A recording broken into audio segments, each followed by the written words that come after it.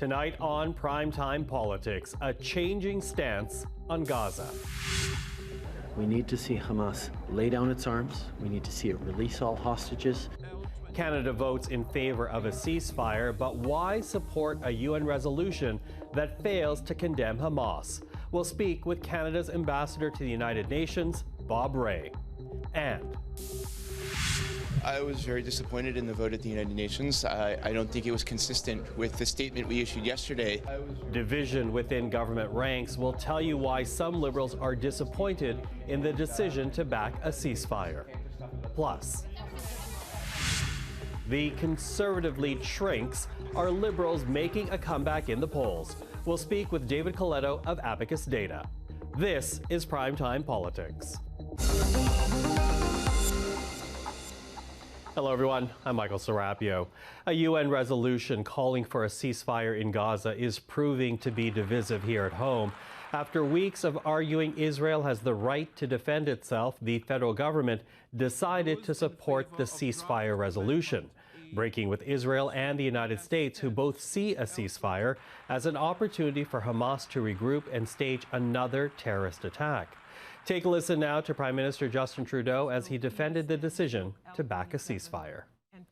In the face of an unfolding humanitarian catastrophe, we continue to call for a return to humanitarian pauses. We're going to keep participating in urgent international efforts towards a sustainable ceasefire, but it cannot be one-sided. We need to see Hamas lay down its arms. We need to see it release all hostages. We need to see it stop using civilians as human shields. And there cannot be any future role for Hamas in the governance of Gaza.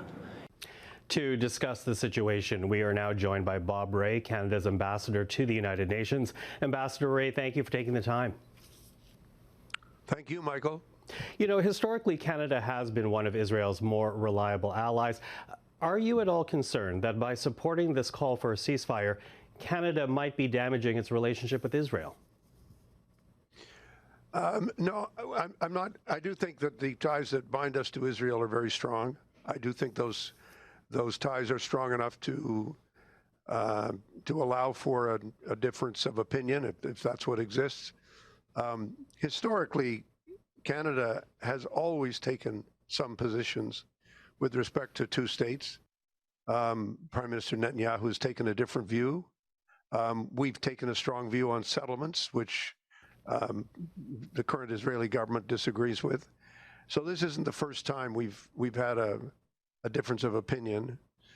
But the key thing about our relationship with Israel is that it's based on the strongest conviction on the part of Canadians that the state of Israel has a right to exist within secure, recognized borders, that it has a right to security, that it has a right to defend itself.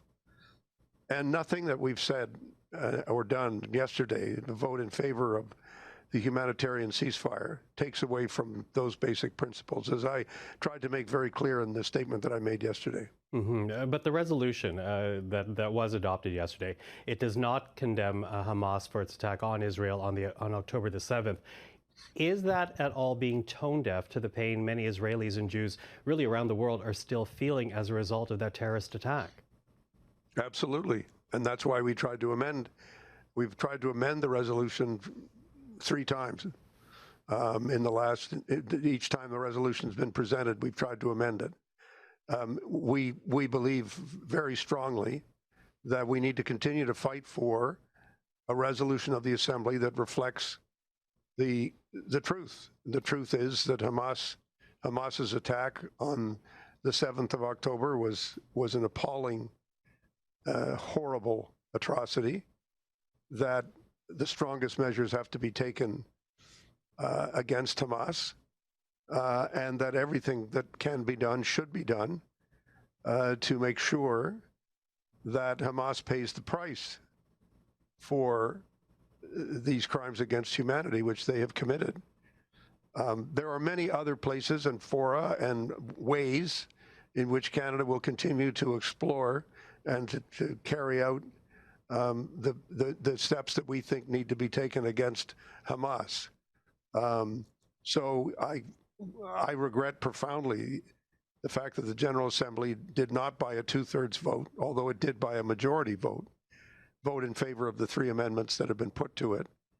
But that fight's not over yet. That argument will continue. We're not dropping the argument at all. Okay, not dropping the argument, but still taking up the cause of the Palestinian people who you are expressing concern by supporting this resolution. We're taking up the cause of humanity to say that when you have a humanitarian crisis and when you have people put in as vulnerable position as the people of Gaza have been put into, we have to respond. We can't just say, well, there's a conflict, there's nothing we can do.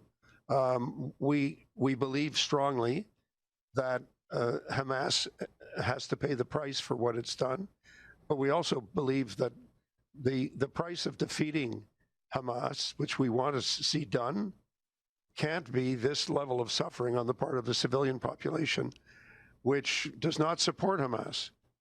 And we've seen this before in the other attacks on Gaza. There's always this dilemma. The dilemma is created by the fact that Hamas has completely intermingled itself in the infrastructure of Gaza. But now when we're told, as we've been told by the UN, by the Secretary General, by everyone who's working in Gaza, that this situation is intolerable, that people are suffering, that people are dying, and that we have to do more on a humanitarian basis to respond.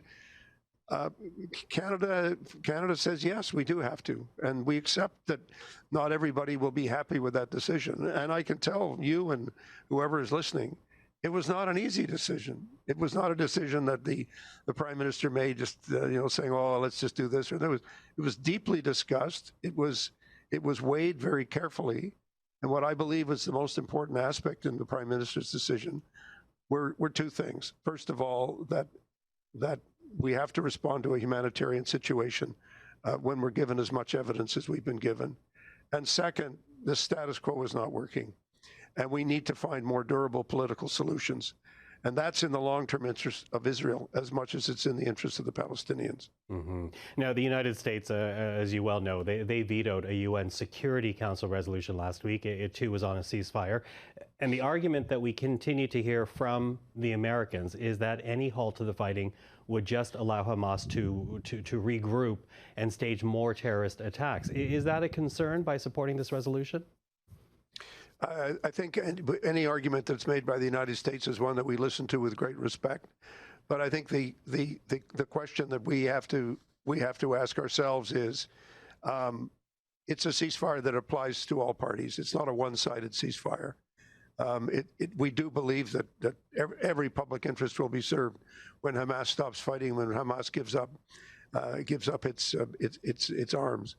But we have to also ask another question, and that is, in the interests of getting to that objective, how many innocent civilians are going to die?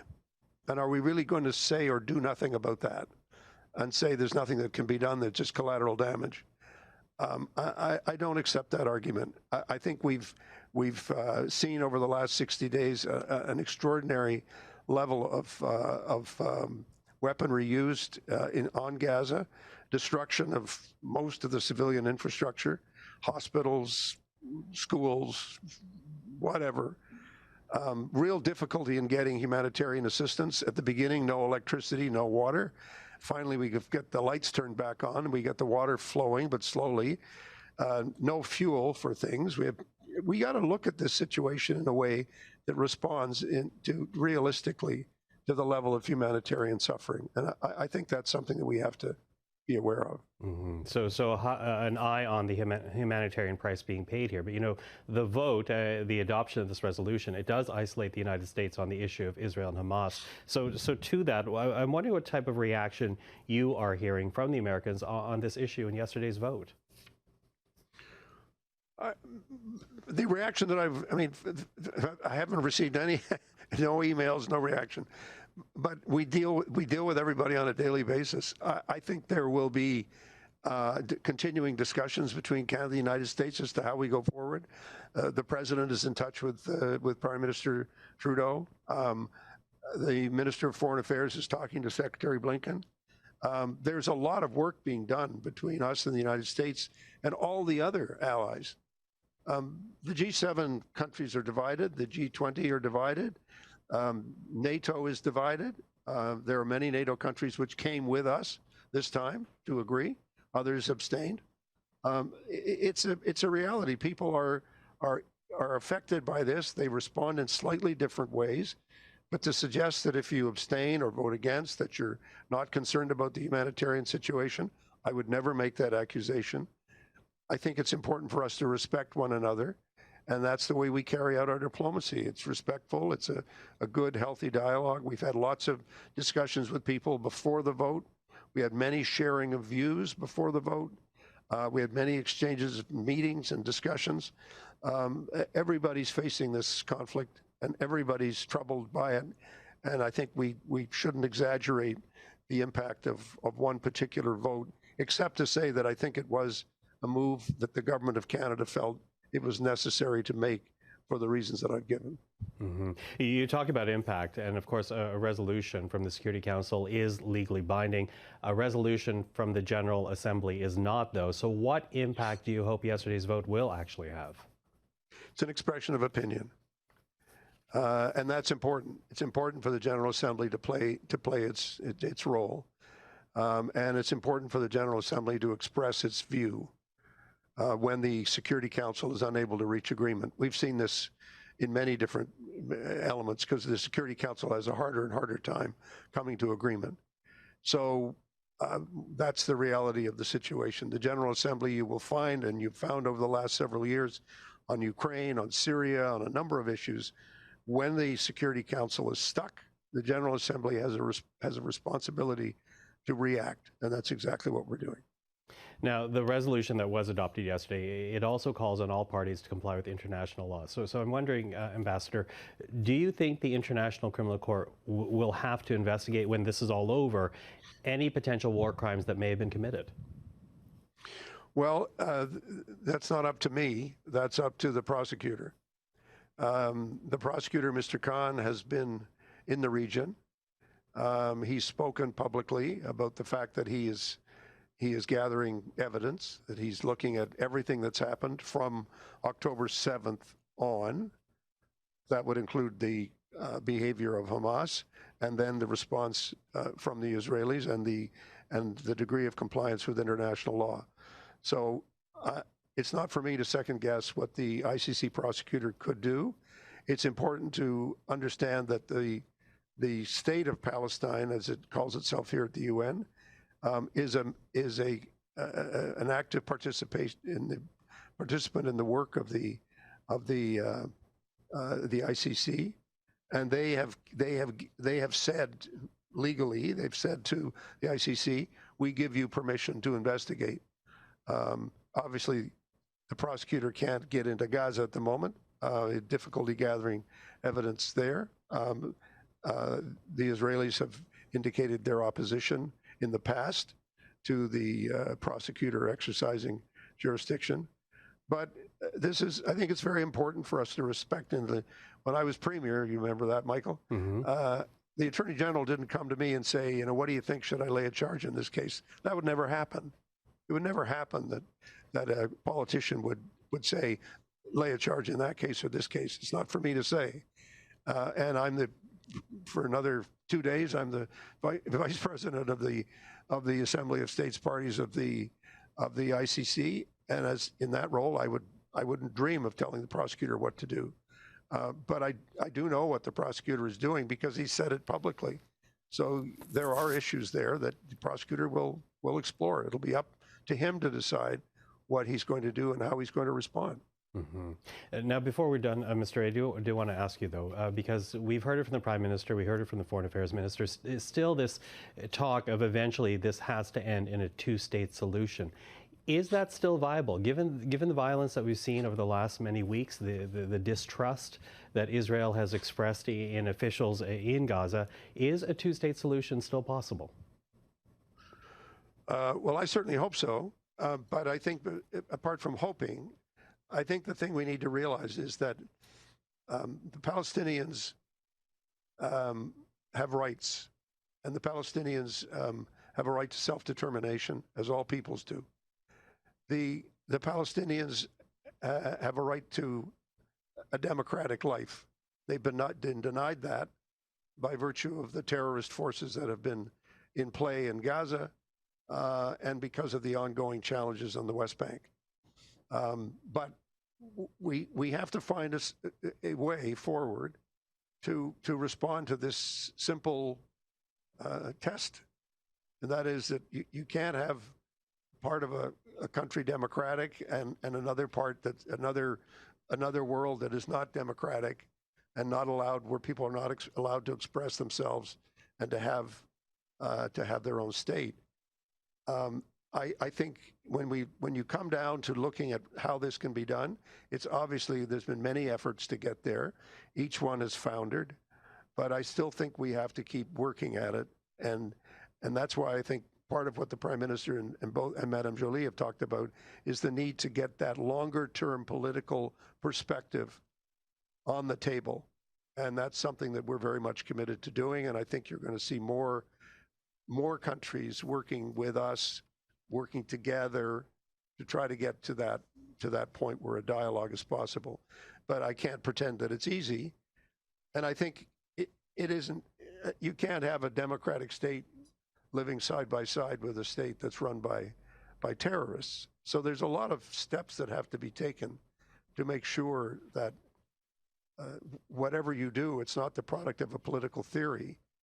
It's the result of compromise and the result of the political will of a democratic people, and that's something we have to work at. But I don't think it's a problem that you can just continue to kick down the road and say, well, that's for another day. We'll worry about that later. We've tried kicking the can down the road for quite a while, and it hasn't served us well. And I think we all have to understand that.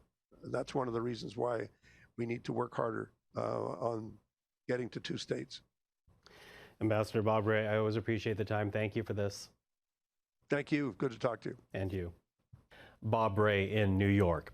Well, the UN resolution on a ceasefire was also discussed on Parliament Hill today. Take a listen to some Liberal MPs who spoke in favor of the resolution and the change in direction of government policy.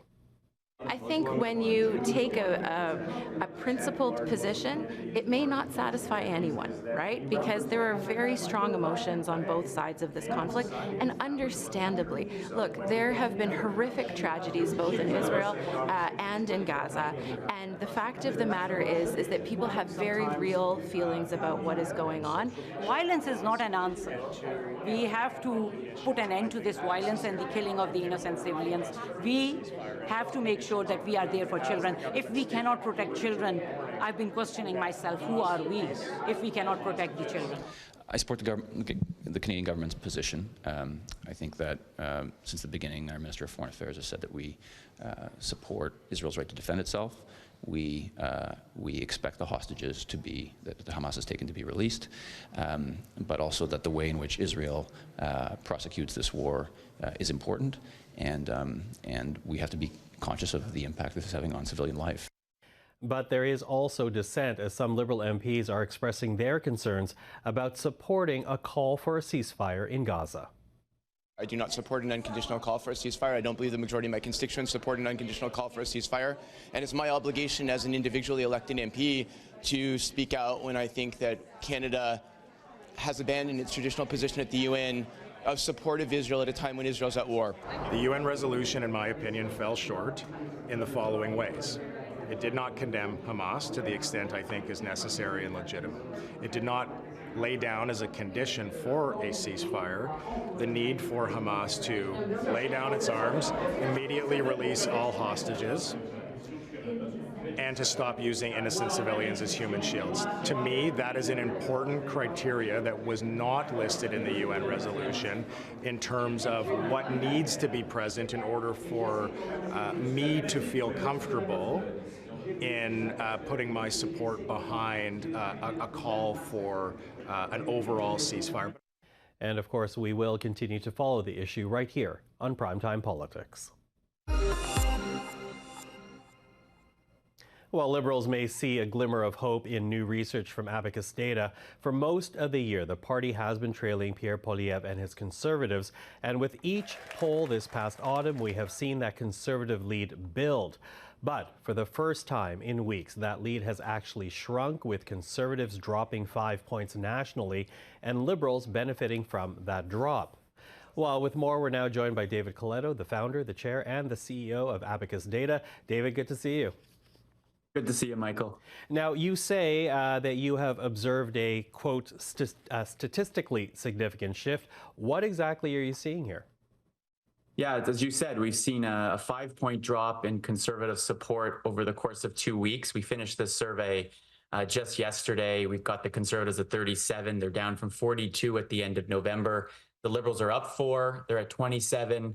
Up from 23, with the New Democrats at 19, unchanged from our last survey. Now, it's still a Conservative lead of 10 points, which is a large lead. But just 2 weeks ago, our last survey had the Conservatives ahead by 19 points, and that was the largest lead we have ever measured for the Conservatives. So certainly something has happened in the last 2 weeks that has caused this big shift, and it's one of the biggest shifts we've seen in a long time over the course of 2 weeks. Okay, so something has happened. Do you know what that is? Is this a response to liberal housing policies, environmental policies? What's behind this?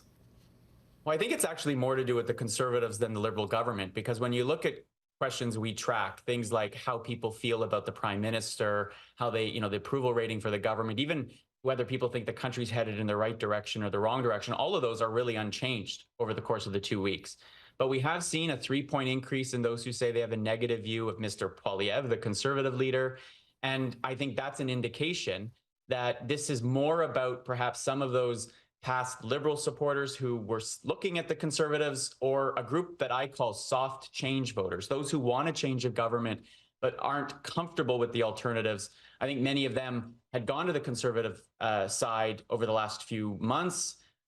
Maybe something that the Conservatives have done, maybe voting against the Canada-Ukraine free trade agreement, maybe the filibuster at the end of last week, something has spooked some of them back to the Liberals. And so that's why I think we've seen this shift and this closing of the gap between the two parties. Oh, okay, so a judgment on Pierre Poilievre, if you will. What about the Prime Minister? Has his numbers changed at all? They really haven't. We've seen a slow kind of improvement, 1 or 2 points every few weeks, but the vast majority of people haven't changed.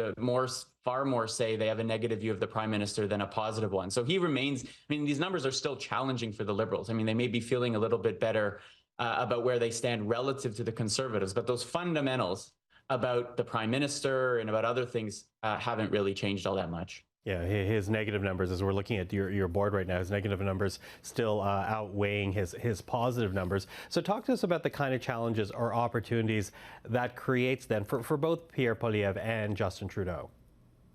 Well, I think for Mr. Poilievre, who's been riding high for many months now, our polls and others have been showing big Conservative leads. His positives had been trending upwards. He had, I think, a really good summer and early fall where he was advertising and really introducing himself and perhaps reintroducing himself to many people. I think it's an indication that that maybe they're getting a little bit cocky, right? And that when they get off of their core message around affordability, around housing, which are the top 2 issues that most Canadians say they care about, they perhaps could get into a little bit of trouble. So there's something here about staying focused on the things people care about. For the Liberals, I think there's an indication that when they're able to, and they start to push back on Mr. Poilievre and the Conservatives, that there perhaps is some opportunity. There's an ability to bring some of those voters who voted Liberal in the past, maybe today say they want change, aren't satisfied or that excited about the Liberal government, that maybe they're able to get some of those voters back, even if they're saying, I'm still not thrilled with the Liberals. Ultimately, I believe that change alone is not sufficient. You've got to feel that there's an alternative that you feel comfortable with. And making that case against Poilievre, you hear the Prime Minister talking about him being reckless and risky. Those are all kinds of language that I think the Liberals are trying to frame Mr. Poilievre around. And perhaps this is just one poll, and we'll have to see whether this trend kind of continues. But if this poll continues to show this kind of deterioration in Conservative support, it's an indicator that it could be working. So we'll have to see how the Liberals continue their pushback to the Conservative campaigns and to the Conservative arguments. But, before you're gone here, there are a couple more points I want to raise, because what's interesting as well is that you're not seeing any shift of NDP support whatsoever. What does that tell you about the challenges that presents for Jagmeet Singh? Yeah, it's a great point. I mean, we had noted earlier this year that a lot of past New Democrats, or a sizable portion, were going to the Conservatives. And they were gaining some Liberal supporters, but it was netting out, really, that they weren't seeing much, they weren't benefiting all that much from the decline in the Liberal numbers. I think for the New Democrats, mission number one remains relevance, right? And I think they had some good news this week with the dental care plan announcement. And, you had Don Davies, the MP from Vancouver, out there, taking credit for that. I think they've got to continue to demonstrate their relevance in this parliament. And because that remains their number one task, is why vote NDP in the future, and what's the point of having a lot of MPs in that House of Commons. Now, the last question, because you did reference this idea of whether this is a blip or a trend. We're now in this last week, sitting week of Parliament before it breaks for Christmas. They won't be back until the end of January. When might there be a follow-up poll that might indicate whether or not this is a trend? Well, I don't know if any of my colleagues, other polling firms, are going to do any you may see one or two before the end of the year. We're not planning to do any more. So we'll have to wait to see, after people get together over the Christmas or holiday season and sort of perhaps talk politics, although I don't know if everyone wants to do that, whether these numbers kind of continue into the new year. But I do think that this is a clear indication that anyone who thinks that Canadian public opinion is firm and that people have made up their minds already, as we start 2024, which will be obviously a really important setup to whenever that next election comes, I think it's an indicator that there's a lot at stake still, and people are still open-minded about the choices in front of them. David Coletto, always appreciate the conversation. And since you raised it as well, happy holidays to you. You too, Michael. Take care. You too. Take care.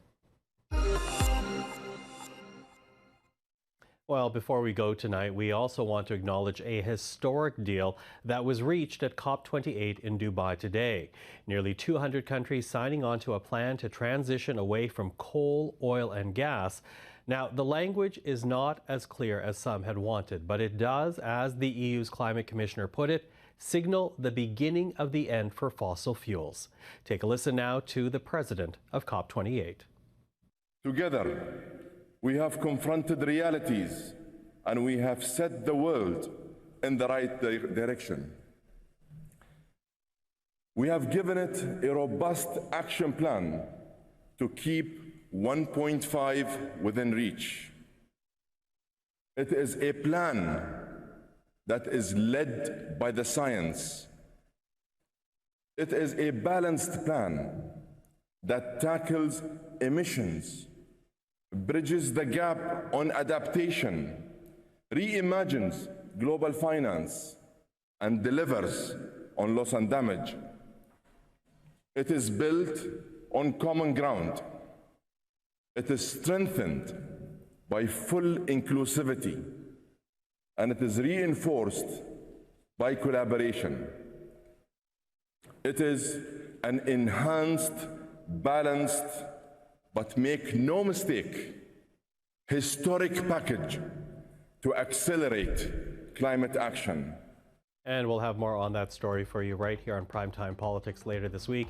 But for now, that is our program on this Wednesday. I'm Michael Serapio.